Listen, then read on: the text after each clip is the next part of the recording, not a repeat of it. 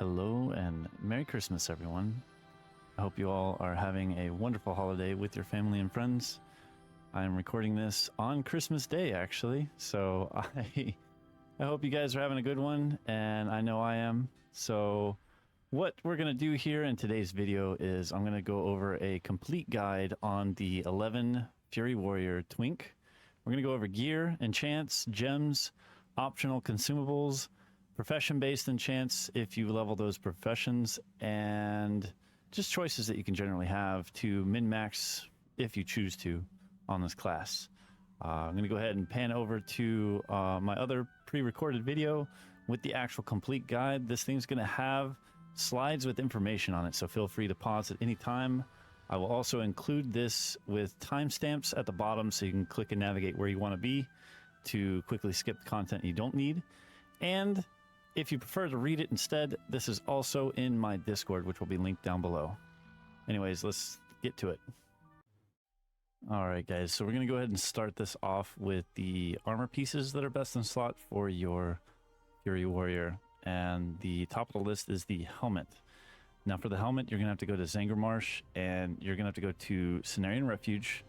You're going to talk to Ikeyen, if I pronounce that right, Ikeyen. You're going to pick up the quest Umbrafin Tribe. You're going to knock that one out, and once you clear that one, Lorana, which is standing right next to Ikeyen, will give you the quest Saving the Sporelocks. And with that quest, you'll be able to get the helmet with 3 sockets, and it can proc purple, but mine didn't, so good luck. And the second set of gear that you're going to want to go for are the best in slot plate shoulders, the Truth Bearer shoulder guards. Another alternative is the Doom Plate shoulder guards. Both of these drop in Underbog and Outlands. The first one is off the Swamp Lord, and the second one is off of the Black Stalker. Now, keep in mind, for the Doom Plate to even be viable to any extent, you would also want the hands that go with it.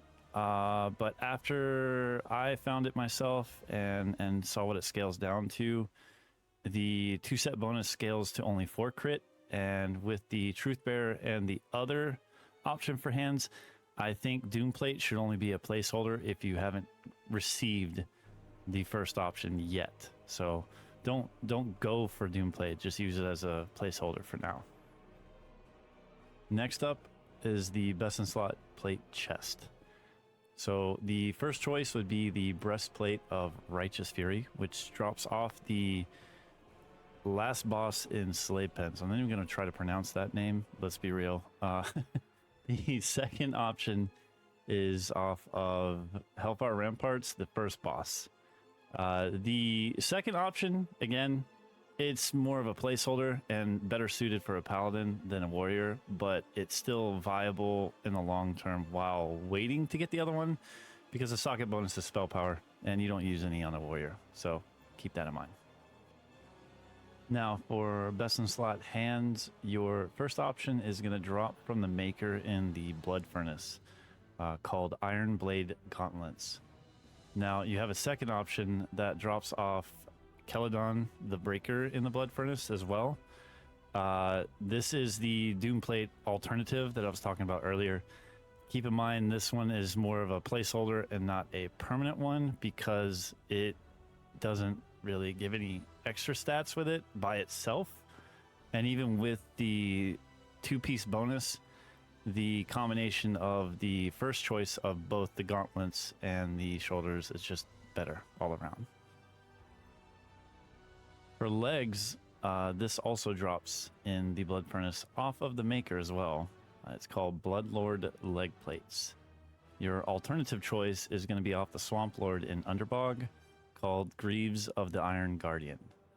There's really no right or wrong way here. The socket bonus for the first one, stamina. The socket bonus for the second one is crit.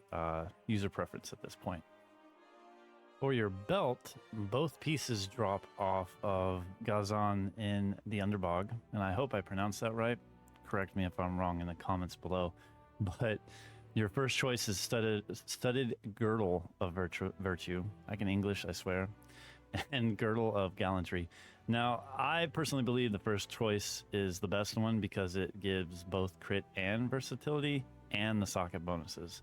And the socket bonus itself is crit versus armor, but user preference of which you prefer. Now, there are two choices for weapons for a Fury Warrior, and there's always going to be an argument between the two. First choice would be grabbing Timewarped eye level 60 two-handed weapons and slapping enchants on them. The only downside of that one is that they do not have any sockets. And arguably, there could be a standing point there, die on that hill kind of arguments, basically, that, oh, the weapon damage is higher, the stats themselves outweigh the sockets. But then on the flip side, too, the second choice of getting hate bringers and having the sockets, I can see the point there, too. So I haven't thoroughly tested both yet because as of recording this, I had just received my second hate bringer and I'm finally able to test it. So currently, I personally don't know which would be better. Up to you. You can grab either or. I've been running the eye level 60 two-handers for now, and it's been great. I will further test out the hate bringers later, and maybe have another video later to tell you if it's better or not. Now, for trinkets, there's always that one trinket that I talk about on every twink that I make or make a video of, and that's the infinitely divisible ooze. If you're unaware of how to get that, I do have another video in my channel specifically titled that. If you need to find out how to get that one, please check that one out. But it's absolutely busted, absolutely needed. Now, for your second trinket, there's a couple of options, and it really kind of varies on your preference or what you're lacking currently. I personally use the Greca's Dentures, which is a treasure in Warlords of Draenor that you have to loot. These titles here, if you're unaware of where they are, just Google the title of the trinket and you'll be able to find out exactly where they're located. But here's a couple options on screen here and what they do. Now, for rings is going to be a long drawn out process for option number 2, which includes the Mechagon rings, and you'll be able to see this on screen. I'm not going to go into full detail on this one, as you can pause this and read it yourself. However, I suggest that you currently, as of recording this, we have the time walking event. Run that, get some rings to hold you over for now while you work on the Mechagon rings, because it's going to take a while. Additionally, I do want to add, if Mythic Plus rotation allows, there are some situations where you can get rings from that and use those too. For your neck piece, I saw there was a couple of options, but the one I went for was Amnesia, which is fairly easy to go for. I know someone said that it's 100% drop rate, but when I looked it up online, it was roughly 70-something%. I can't remember now at this point, but very high drop rate, and it seems like everybody's getting it. Maybe the information I found was incorrect and it is 100%, but you know, take that with a grain of salt. Now, it's going to be located in Azure Span in Dragonflight. You're going to need to time walk to have it properly scaled to your level. And once you kill them and loot the Amnesia item, you'll then want to get tiered medallion settings, the 2-star and 3-star one, 2 of the 2 and 1 of the 3, and that'll allow you to upgrade it to have 3 socket pieces on it. Now, here on screen, you have a couple options for wrist, feet, and cloak. I personally went for Timewarped pieces from the actual event that's going on right now. When I was looking up information on XP Off, I think this one referenced Nan Jungle quite a bit. Now, you're free to do that and go that route if you want to. I prefer something a little simpler and just running the dungeon and getting something from there. I may later run the Tanan Jungle options and see if I can get those pieces to see if they're better. But for now, doing the time walking event and getting those missing pieces from there works perfectly fine. Now, as of recording this, I haven't received the Iron Soul Clompers yet. I will keep running it to try to get that, to see if that can kind of help me reach maybe haste caps or just adding a bit more strength onto my build entirely instead of using the Timewarped one. But here's a few options here. Now we're getting into the gemming and enchanting section of this. For the gems, we're going to start off with filling up your Shadowlands gems first. And the reason I say to do this first is because you're going to fill these up until you hit a 49% speed cap on your character. Now, as you can see on the screen here, on the left side, we have the doublets that you want to use, and you only want to use one of each of these across your entire gear set. For the others, you mix and match what you prefer. I honestly prefer haste, right? Because we're trying to get that haste up to at least 24.5% or higher to hit that certain plateau, and the more the better. These scale down to where it only gives you +2 each though for level 11, so keep that in mind. And when you are putting these in your gear from Outlands, you can't stack 3 of the haste. It won't register the speed and health regen increase by putting 3 of the same gem or 2 of the same gem. You're going to have to mix and match them a bit. So do that until you hit 49%, and then once you reach 49%, what you're going to swap to are the Wrath of the Lich King gems. Now, there are a couple options, obviously more than what you see on screen. I get that, but the only one that's really relevant is the Fierce Ametrine. You can correct me in the comments below on that one too. But this one gives +2 strength, +2 haste for your level 11, and it reduces your global cooldown and increases your strength at the same time. And this is the type of gem you're going to use once you've reached 49% speed cap.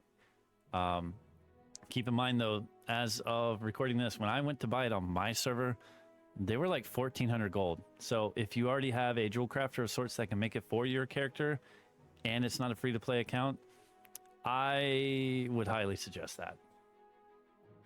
For enchants, there was only 2 that I could see on the list that I would even think about using, and that would be Lifestealing and Crusader. Personally, I always used Lifestealing on both weapons. Lately, I tried Lifestealing and Crusader. I really didn't see much of a difference. Now, with our current build and the way this guide is going, it's not a versatility build, and I know that one's floating around out there somewhere online. I may try that one day and go pure versatility to see if it actually helps, because life skilling scales from versatility. So maybe another video we'll try that out. But for now, life stealing still beats the dookie out of everything. So yeah, you're safe with just going double life steal. I don't believe you need to go Crusader.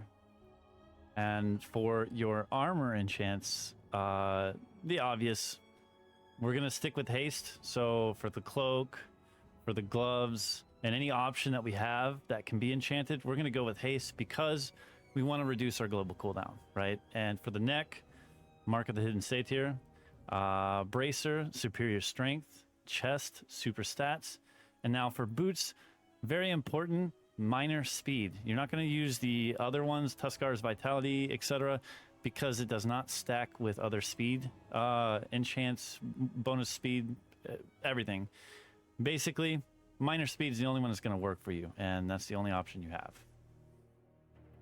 Other optional enchantments that you can add to your gear if you were to level professions would be the draconic leg reinforcements, and you need leatherworking to put it on, but I don't believe you need to keep leatherworking to have it. So this is a situation of whether you're willing to, and if you're going to min-max to the extreme or not. You can equip it as of me checking it out today on Christmas Day, 2024, that you can attach it, but you can drop the profession and it's still there. Now, for the engineering stuff, no, I don't believe it works. I haven't tested it because I'm unwilling to drop my engineering. So you guys let me know if that's a thing or not. But I commonly use nitro boost on the warrior, but if it was a case of me talking about my monk, I typically use the frag belt. But user preference. Now, a super brief talking point about Outlands gear procking, and socket procs primarily is what you really would go for.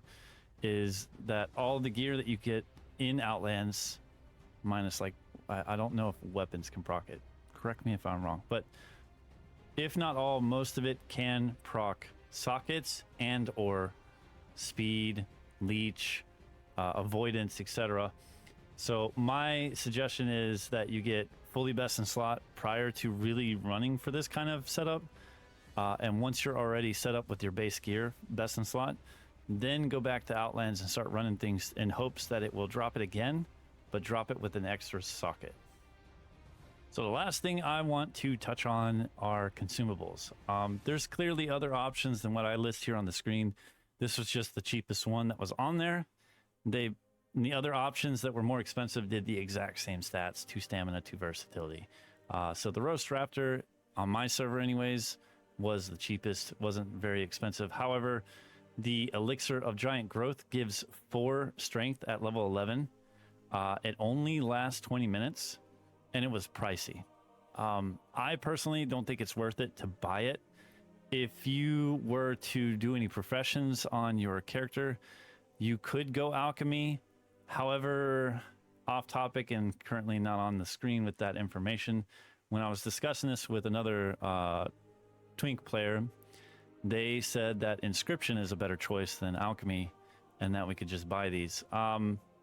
This is really at the point of the game where you're min-maxing to the extreme, and all of this is totally user preference and not necessary or needed beyond the basic best in slot gear. But if you really wanted to push the limits, I go for the permanent flask, and I just pop that for the extra 4. I do see the point though of going inscription instead for a shoulder chant and just negating the flask, or just buying it if you have the money. But yeah, if you have any other questions, comments, issues, concerns with this video, please let me know. I like both positive and negative comments to kind of let me know how I'm doing and how we can work to improve this, make it better, more efficient for everybody to understand. I will have this information down in the Discord, as well as having timestamps here so you can quickly come back and navigate through this if you need to make a twink at a later time. But I hope you guys are having an amazing, amazing holiday, and I look forward to seeing you guys in the next video. Until next time, guys, take it easy.